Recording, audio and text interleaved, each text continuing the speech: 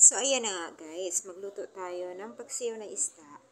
Una natin, kailangan natin hugasan ng maayos yung isda natin para dapat maayos siya. Tapos, paanuhin natin, patuluin natin yung tubig. Ayan, napakasarap ng isda natin. So, ayan, malinis na siya. Ayan, malinis na siya guys. Lagyan natin ng mga spices.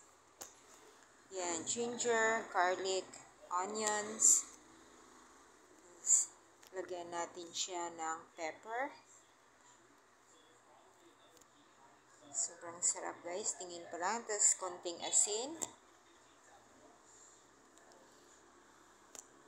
Yan. Vinegar.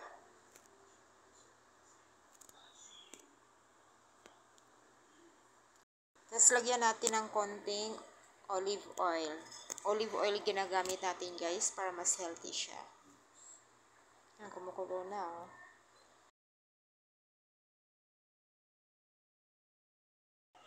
Tapos ilagay na natin yung vegetable natin, ang palaya o bitter gourd in English.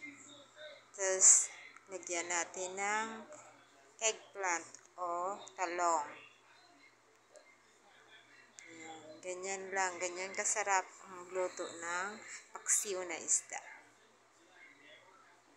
Super sarap.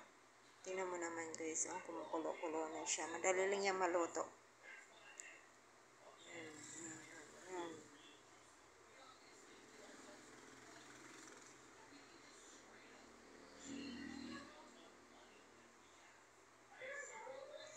Takpan natin. I-adjust natin yung apoy natin.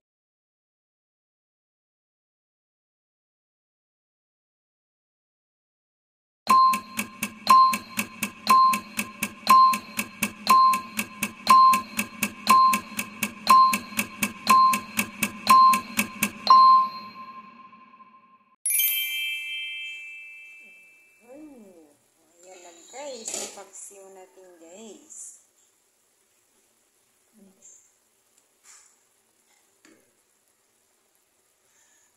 Ang sarap.